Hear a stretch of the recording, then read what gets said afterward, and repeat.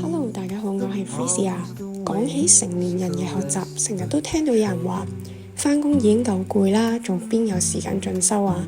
但係咧，你有冇諗過，點解同樣嘅24小時，總係會有啲人學到新嘅嘢，做到運動，甚至發展到新嘅興趣？其實個秘密咧，就唔係要擁有更加多嘅時間，而係點樣咧，從碎片化嘅時間偷時間出嚟學習。今日咧就同你分享，我係點樣用搭車、午休、瞓前嘅呢啲少少時間，去用呢啲時間學習外語，keep 住運動，同時都繼續發展藝術方面嘅興趣。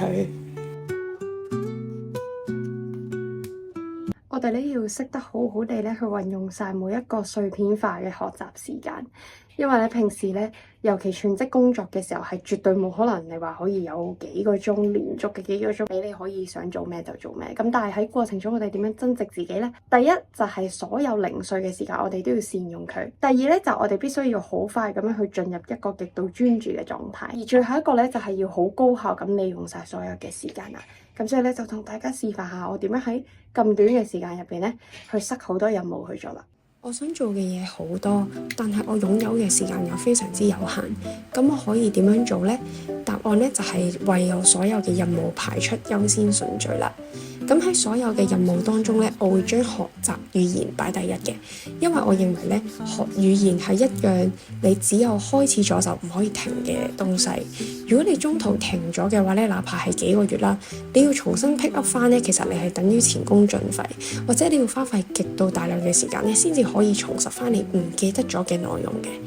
而學習語言咧，基本上就係兩個重點：習慣堆疊同埋主動回想。而我點樣咧可以喺咁少嘅時間入邊做到呢兩件事呢？答案就係善用翻紙本，即係手寫，同埋電子化。學語言最驚咧就係學完唔記得，所以咧我會分為兩個模式嘅。當咧我擁有完整1個鐘頭或以上咧，我就一定會採用手寫嘅方法，因為親手寫過嘅字咧，大腦係會記得更加實嘅。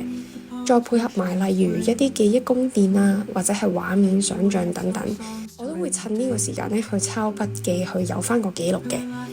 而多數週末咧，我就會去做一次大整理，去將碎片化嘅時間背過嘅單字寫成筆記，咁樣就可以真正內化到一啲知識啦。而至於1個星期入邊，我佔大多數咧都係一啲零碎嘅時間，例如可能返工放工搭車嘅1個鐘啦，咁我就會用 Quizlet 咧嚟去快速溫習。譬如公司嘅午休啦，甚至去廁所咧，有陣時都會好快咁樣去背一背啲單字嘅。關鍵咧就係每個星期你都需要規劃啦。我每個星期咧會喺呢個星期開始之前啦，會睇下下個禮拜咧究竟我有幾多日能夠騰出時間去完整咁樣用手寫、用紙本，而其他時間咧我就會靠手機咧去做一個補溫啦。咁樣樣咧，你既唔會中斷咗個學習，又可以保證你真正吸收得到。咁呢個時候你就要揀啦，你有同樣嘅5分鐘時間，你究竟係想消費資訊去碌社交媒體，定係你想投資自己啦？所以話咧，冇系統嘅學習先至係真正嘅浪費時間啊！然後我先後順序排第2嘅咧，就係運動，即係瑜伽同埋芭蕾舞。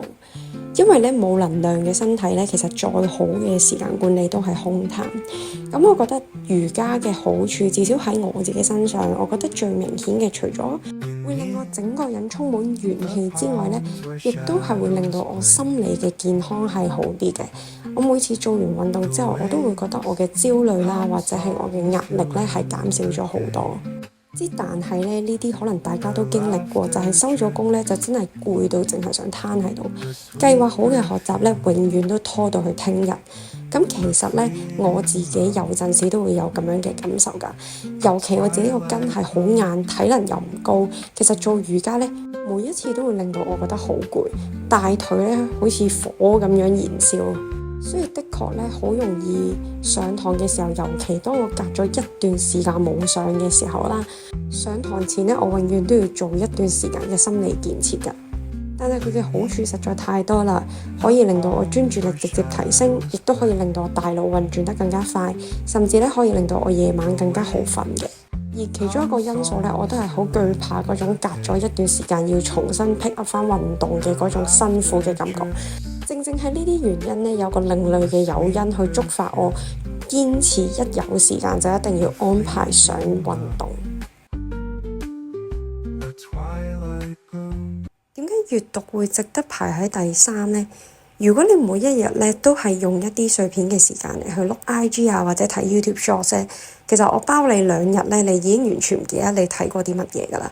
但係咧，如果你每日都讀10頁書咧，1年就可以累積到3650頁，相等於20本深度嘅好書。好多人咧成日都話我都想睇書啊，但真係冇時間啊。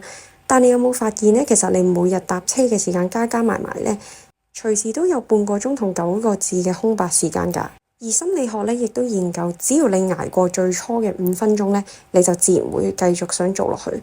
所以咧，我最實際嘅一個操作就係我會建議大家可能隨身都會帶住電子書或者係一本實體書，一上車咧就即刻攞本書出嚟，唔好俾自己撳電話，同自己講咧睇5分鐘就好啦。多數最後咧都可以睇到20分鐘左右嘅。同樣地，電子書同埋紙本書咧應該合理地進行一個切換嘅。如果你好在意儀式感，而你又唔怕重嘅話咧，其實你絕對係可以攞住本實體書喺出面睇嘅。咁但係咧，如果你話我可能怕尷尬啊，怕人哋眼光望啊等等咧，其實你可以買電子書啦，甚至有啲手機嘅程式咧，其實都係有得去俾你閱讀嘅。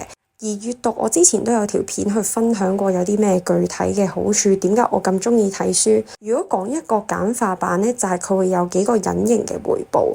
第一咧就係心流嘅訓練，每日專注睇書咧，你返工啊或者做其他嘢效率都會高啲嘅。第二就係你讀入咗嘅一啲墨水，亦都係你自己嘅，即係你有好多嘅金句咧，都會喺你人生面對唔同情況嘅時候咧，突然係會幫助到你，好似一個智者嘅存在。而最後咧就係減壓㗎啦。其實咧比起瘋狂碌 IG 咧，睇書反而會令到你個人冇咁焦慮㗎。而下一個先後順序我會排嘅咧就係書法啦。因為書法咧，佢畢竟所花費嘅時間比較長，然後咧佢都需要花時間咧嚟去設置所有嘅佈置等等。我所學嘅嘢咧，其實坦白啲嚟講，如果你真係要學好嘅話，其實你都係要花時間落去。你能夠練到越多，你嘅進步就會越快㗎啦。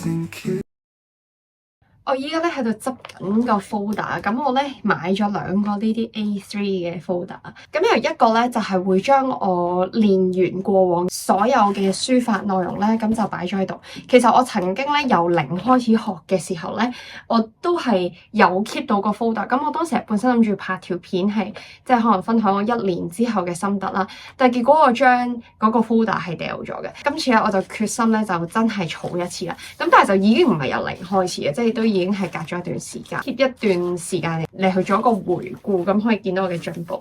咁我自己咧就習慣性咧每一次練完之後咧，我就會吸個日期印啦，咁就會係記錄低係幾多號。譬如呢個係琴日24號嘅，咁跟住今日25號嘅咧，咁我都係同樣地吸咗日期，咁就會順翻個日期咧，每個禮拜咧就係當功課咁樣俾老師睇翻個書法帖嘅。譬如好似呢啲係上個星期嘅內容啦。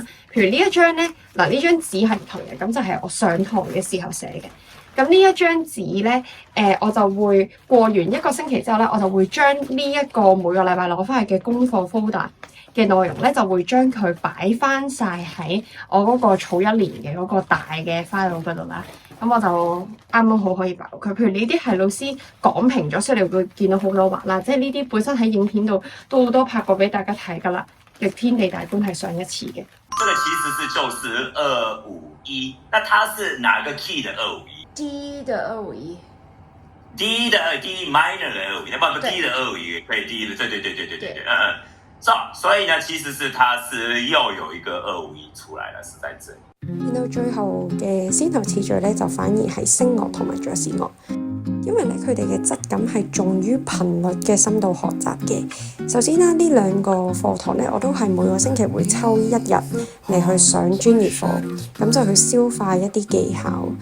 而練習嘅時候咧，坦白講，我並唔係可以每一日都可以有時間真係去花1個鐘或者2個鐘去用個鋼琴去練啦，或者直接唱出聲。咁我會做嘅嘢咧就係 mental practice 啊，即係可能進行最少3-4次嘅一啲冇鋼琴嘅練習，譬如喺腦海模擬一啲和弦嘅進行啦。因為你見到我上堂咧，其實呢個係一個日本人嘅老師，咁但係佢國語講得非常之好啦，咁所以佢嘅教學方法咧都係注重理論比較多，因為佢知我本身係有古典音樂嘅底嘅，咁而所有嘅知識點咧其實都識嘅，不過嗰個學嘅邏輯係有少少唔一樣，方向係有啲唔同，所以要重新消化咧，反而前期咧就需要明晒啲理論，通晒啲資訊。而每個星期只上1節課咧，其實我反而會更加珍惜個練習時間，同埋咧等我個大腦有空間去自主消化。所以咧，今條片其實主要想同大家講嘅重點咧，就係唔係你冇時間學習，而係你要將學習咧去塞入去生活嘅空隙入邊。咁希望大家會鍾意今次呢段影片嘅分享。咁我哋就下段片再見啦，拜拜。